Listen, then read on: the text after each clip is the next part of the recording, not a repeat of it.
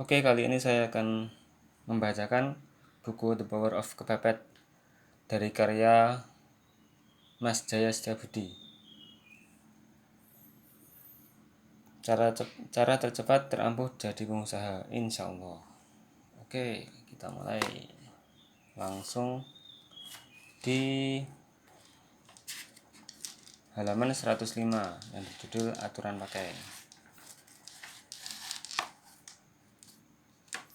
Hindari utang, segerakan tunai. Utang dagang atau pembayaran mundur lazim terjadi dalam perniagaan. Hanya saja dalam kondisi mampu dan normal, alangkah baiknya menyegerakan tunai. Namun demikian, untuk kondisi tertentu seperti melatih otot kreativitas kita, utang bisa menjadi pemicu yang baik agar utang kita tak menzalimi orang lain saat terjatuh. Maka ada persyaratan utang itu dilakukan, yaitu dengan agunan. Setidaknya produk yang diutangi itu sendiri, misalnya Anda bayar mundur sejumlah barang untuk dijualkan terlebih dahulu, seandainya tak laku masih bisa dikembalikan. Meski nilainya bisa jadi sudah menyusut, jika laku langsung bayar, meski belum jatuh tempo. Kalau di edisi jahiliyah, saya menganjurkan untuk diputar dahulu duitnya, tapi tidak setelah saya kena batunya, dan batu itu melukai orang yang kita utangi, plus keluarga saya. Maksudnya begini, pas saya putarkan uang itu sebelum jatuh tempo, kemudian saya rugi, maka utang itu tak terbayar. Selain ada hak orang lain yang terpakai, juga menjadi beban hidup kami. Jadi saat saya bangkrut, saya juga membangkrutkan orang lain. Oleh karena itu, slogan saya berubah dari kalau bisa hutang, kenapa tidak, menjadi bertumbuh organik adalah terbaik. Kemudian uang panas. Utang itu sah dan belum tentu riba. Jika akadnya syariah, ini yang kebanyakan orang belum bisa membedakannya. Meski demikian, utang itu ibarat uang panas, apalagi untuk sesuatu yang tidak mendesak. Contohnya, utang untuk penambahan modal usaha. Kalau utang konsumtif, itu sudah bukan jadi pembicaraan lagi. Nista, kembali ke utang modal usaha. Misalnya permintaan terhadap produk Anda membludak, kapasitas produksi tak mencukupi. Jika Anda ingin menaikkan kapasitas, maka harus membeli mesin senilai 200 juta rupiah dan menambahkan modal untuk membeli bahan pokok senilai 100 juta rupiah. Akankah Anda berutang untuk memenuhi kenaikan kapasitas produksi tersebut? Jika Anda tetap ngeyel untuk memenuhi kenaikan kapasitas produksi, maka ini saran saya. Yang pertama, niat untuk membeli manfaat yang lebih luas, bukan untuk pemenuhan keserakahan. Jika untuk pemenuhan keserakahan, maka kondisi miskin lebih baik daripada kaya yang zalim. Yang kedua, negosiasi ke penjual mesin untuk dicicil dengan akad syariah. Yang ketiga, jika bentuknya proyek, minta DP setidaknya mencukupi untuk pembelian bahan baku dan biaya produksi. Jika retail, nego bayar mundur ke supplier atau cari distributor yang mau membayar DP untuk pemenuhan produksi. Kenapa nggak menarik investor, Mas J? Terus terang, kalau urusan pemodalan, saya lebih memilih berurusan dengan bank syariah tentunya, atau pemodal Ventura dibanding dengan investor perorangan. Karena investor di Indonesia kebanyakan mau untung, nggak mau rugi. Kalau rugi, duitnya tetap diminta balik. Ujung-ujungnya silaturahim jadi renggang hanya gara-gara bisnis. Langkah-langkah di atas setidaknya meminimalisir risiko jika terjadi kerugian. Misalnya setelah produksi ternyata permintaan pasar melemah dan nggak bisa nyicil mesin, maka mesin bisa dikembalikan meski agak ngomel.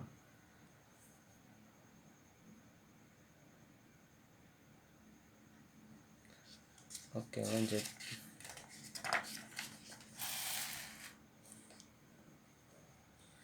Bahan bisa dibayar dari jumlah murah produk Anda. Risiko selalu ada, namanya juga pengusaha. Saran terakhir saya adalah bertumbuh organik adalah yang terbaik. Jangan paksakan utang untuk pengembangan usaha. Oke, nah, jangan utang pokoknya. Kemudian jangan overdosis. Memelarkan bukan berarti merusak otak.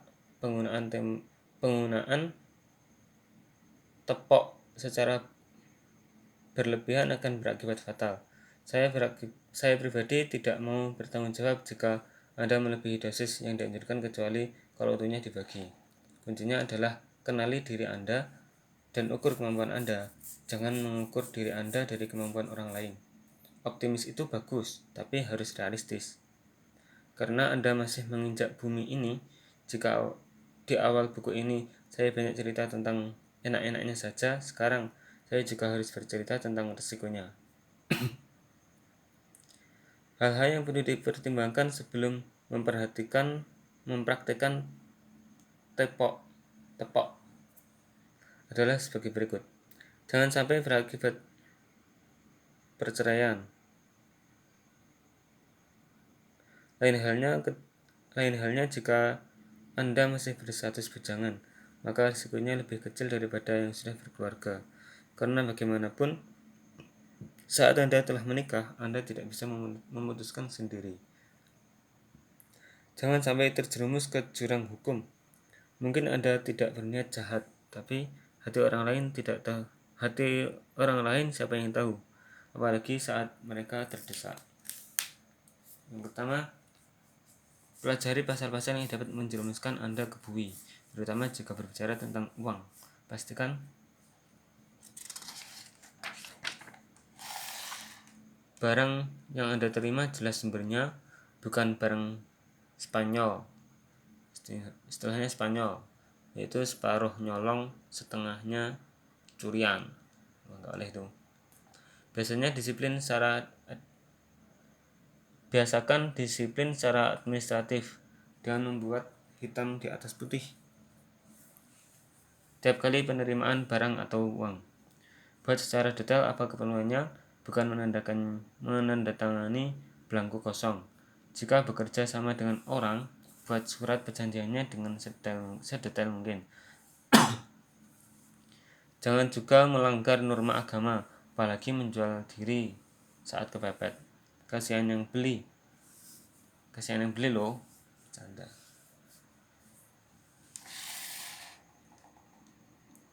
Kanan kiri seimbang.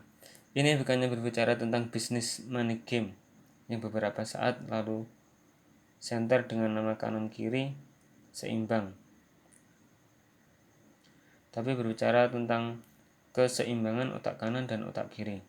Memang center sama sekali kata-kata otak kanan digunakan terutama di komunitas EU. Secara struktural memang otak kita dibagi menjadi dua bagian, yaitu bagian kanan dan bagian kiri. Namun secara fungsional atau sistem kerjanya, kedua bagian otak kita bekerja bersamaan, saling membantu. Contoh sederhana, saat saya menulis naskah ini, saya sedang mengetik dengan kedua tangan saya, yang artinya otak kanan sedang memerintahkan tangan kiri untuk bekerja. Sebaliknya, otak kiri memerintahkan tangan kanan. Secara bersamaan atau nyaris hampir bersamaan, otak saya bagian kiri sedang mengingat kerja otak kiri, materi otak kanan yang pernah saya dapatkan, sembari saya berimajinasi kerja otak kanan, membayangkan adanya aliran arus listrik dari otak kiri saya ke otak kanan saya dan sebaliknya.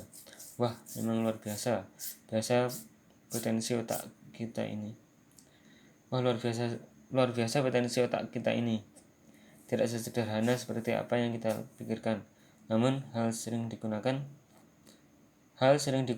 istilah otak kanan dan otak kiri sebenarnya lebih tepat sebagai analogi logika dan imajinasi. Teori versus praktek, perhitungan versus keberanian, linear versus lateral. Menganankan otak kiri. PW. Kenapa banyak para mentor wirausaha memprovokasikan untuk lebih sering menggunakan otak kanan saat akan mulai usaha. Sejenak saya termenung sambil memukul kepala saya bagian kiri, seolah mendorong bagian otak kiri untuk pergi ke bagian kanan. Atau saya sedang berusaha keras untuk hanya mengizinkan otak kanan bekerja. Bukan seperti itu, tentu bukan seperti itu. Tentu maksudnya otak kanan yang dimaksud adalah action oriented, bukan sekedar teori saja. Memang tidak mudah mengajak orang yang sudah terlanjur dominan kiri baca teoritis beralih ke kanan baca praktis. Maka dari itu biasanya pula para mentor mengupas iming-iming menjadi pengusaha dan memaparkan kemudahan-kemudahannya. Misal, kalau mau usaha jangan dipikir, dimulai aja atau dibuka dulu usahanya. Nanti pasti menghitung. Kalau dihitung dulu,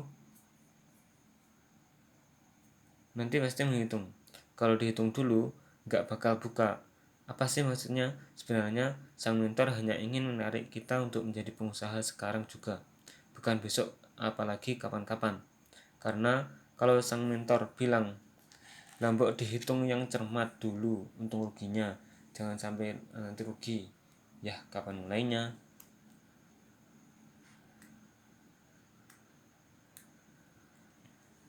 Otak kanan saja cukup.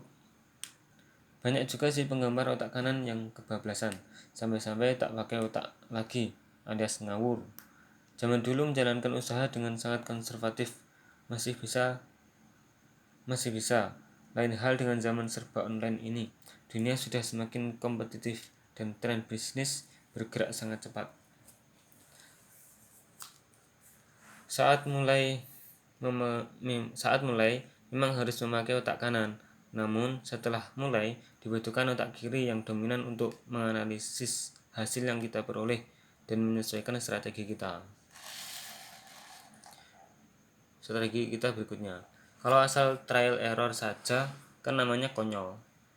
Wong sudah ada yang sudah jatuh di lubang yang sama, kok kita nyemplung ke situ juga. Contohnya, saat ini konsumen membeli barang bukan karena fungsional saja, tapi juga emosional. Seperti suasana belanja yang nyaman, kemudahan belanja via ponsel, brand yang ternama, storytelling, endorser, model atmosfer di marketplace terkenal banting harga sampai berani jual model. Beneran, kok bisa gitu? Karena mereka ambil untung dari diskon ongkos kirim. Meski strategi ini saya nggak suka karena merusak harga atau ekosistem, tapi itu kejadian. Kalau kita masih menggunakan strategi yang lama untuk menghadapinya, ya susah bersaing. Zamannya zaman edan. Yang perlu digarisbawahi adalah belajar itu tidak hanya di bangku kuliah saja. Karena saat kuliah, jurusan yang saya ambil elektro sangat jauh berbeda dengan dunia usaha saya, yang banyak berkecimpung di perdagangan dan pemasaran atau marketing. Maka saya memilih belajar dari buku, majalah, seminar, dan pelatihan. Di masa saya merintis usaha, sangat minim materi bisnis yang aplikatif. Biaya trial error dalam mengaplikasikan teori ke praktek sangatlah mahal. Saat saya melewatinya, saya mulai memformulasikan ulang dan membagikan kepada calon pengusaha dan pengusaha pemula. Materi-materi saya yang sudah bisa diakses dalam format video dan PDF gratis di aplikasi Sarang Formula. Kerbau versus Ferrari. Duluan mana sampainya? Tergantung. Kalau kerbaunya jalan, Ferrarinya diam saja, ya menang kerbaunya. Kalau sama-sama jalannya, Ferrari lebih cepat. Bagaimana kalau Ferrari lawan Ferrari juga dan sama-sama jalan? Tergantung juga.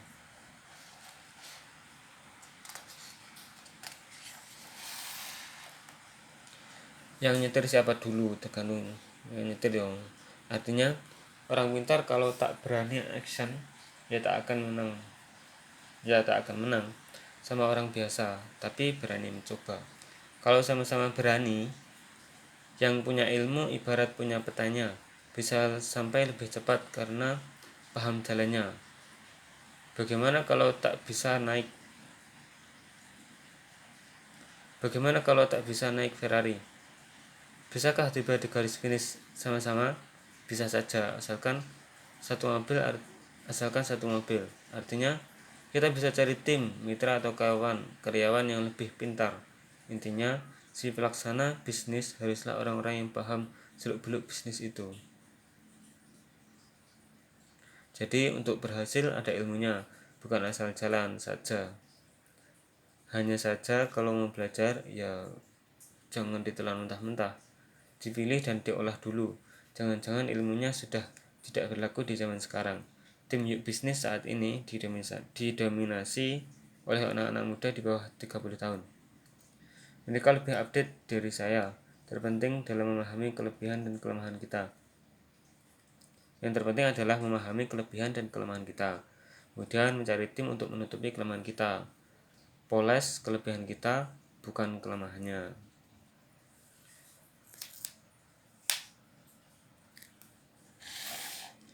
Gengsi membuatmu merana. Duit gampang seringkali menghilangkan keberkahan. Kecuali menyadari bahwa duit itu benar titipan. Penyakit yang sering timbul saat mulai kaya adalah mengubah gaya hidup. Ujung-ujungnya menaikkan biaya hidup. Pemicunya macam-macam, bisa jadi dendam dicemooh orang saat miskin, korban pengaruh influencer, atau motivator yang tukang pamer kekayaan. Mau beli tunai sekalipun, yang namanya materialisme itu yang nyandu. Sementara kejayaan kita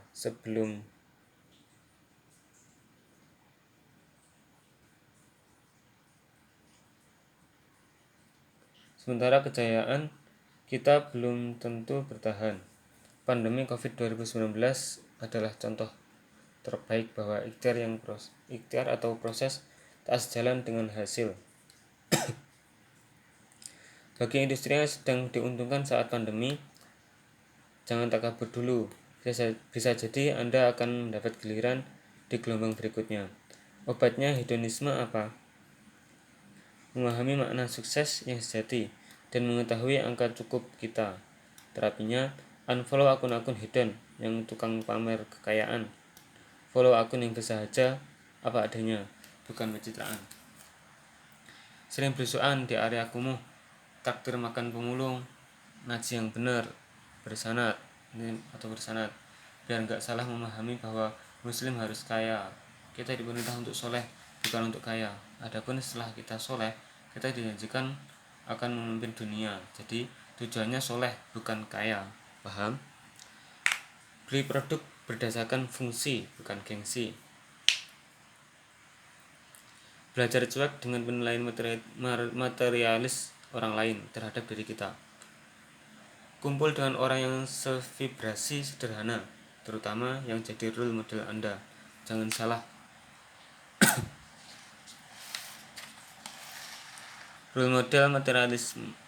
Jangan salah seperti role model materialis dan hedon. Kalau punya duit, segera beli kafling, kuburan, dan sering tengokin rumah masa depan Anda. Sampai bayangkan Anda sedang di dalam sana. Ruangan 2x1 meter persegi. Lah kalau punya duit banyak, nggak dinikmati, terus buat apa masih? Buat dibagikan ke jalan yang benar, dengan cara yang benar, karena tak semua orang yang mendapatkan anugerah berpikir dan kelancaran rezeki seperti Anda yang dimampukan Allah menjadi jembatan rezeki bagi orang yang kekurangan. Yuk, beli kefling surga aja daripada memperberat hisab di hari perhitungan. Tegas bukan sadis. Salah satu kelebihan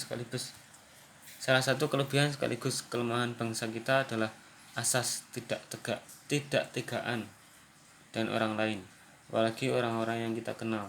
Saat membangun usaha, kita akan banyak menemui masalah yang disebabkan faktor manusia dibandingkan faktor lainnya. Dapatnya, meskipun kita telah mengetahui kebusukan dari anggota tim kita, masih saja kita mengetahui kebusukan dari anggota kita dibandingkan faktor lain. Dapatnya, meskipun kita telah mengetahui kebusukan dari anggota tim kita, masih saja kita enggan untuk menegur apalagi memecatnya. Buntutnya, perusahaan bisa semakin terperosok ke dalam jurang, yang akhirnya juga berdampak pada orang-orang yang tidak bersalah. Bagaimana solusinya? Jika Anda adalah nahkota kapal yang sedang berlabuh di tengah samudera, kemudian di antara ABK Anda ada beberapa yang merusak dan memecahkan kapal Anda. Sementara di sisi lain, ABK yang baik bekerja keras menambal dan memompa air keluar agar tak tenggelam. Apa yang akan Anda lakukan? Membiarkan kejadian itu atau hanya sekedar membantu menambal dan mengabaikan orang yang sedang membajirkan kapal Anda? Seorang pemimpin harus tegas demi menyelamatkan kapal dan orang-orang setianya.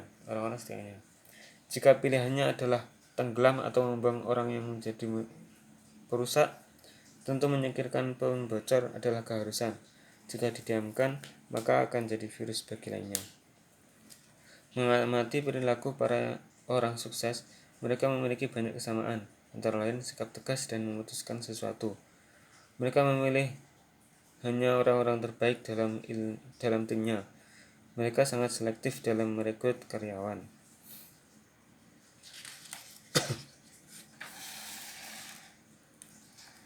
Mereka tidak menemukan alasan kenapa seseorang harus tinggal dalam organisasinya, maka mereka akan menghentikannya.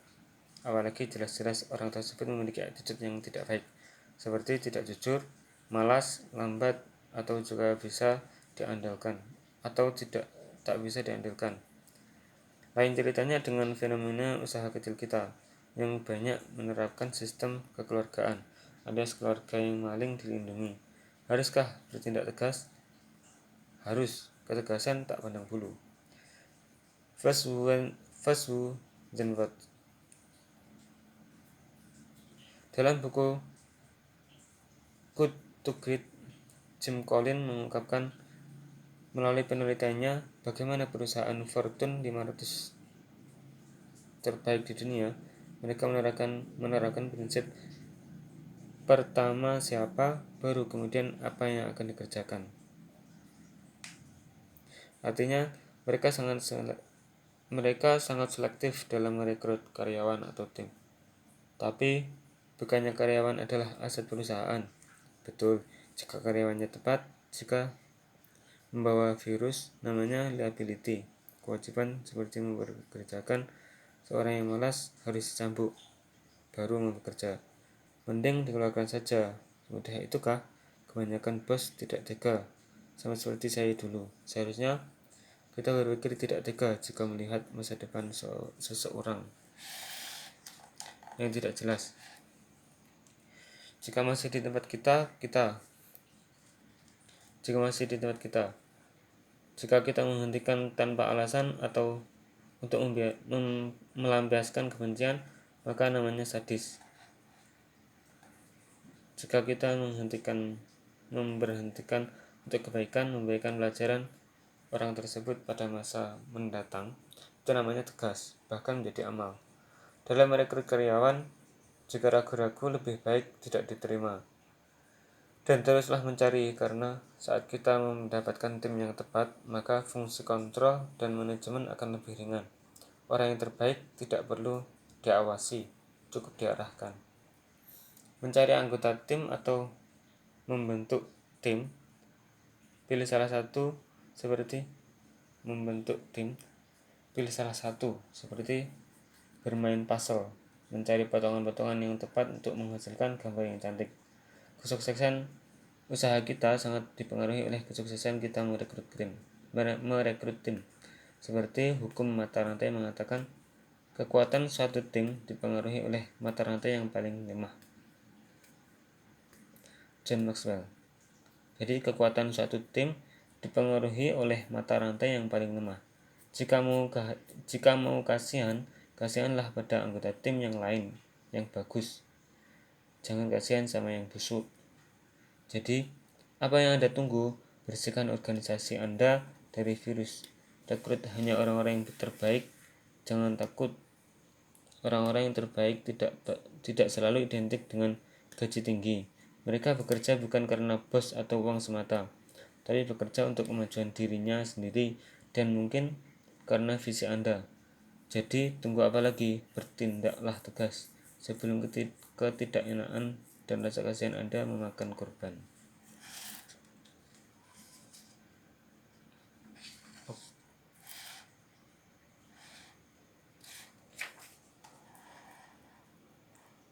Oke, itu dulu.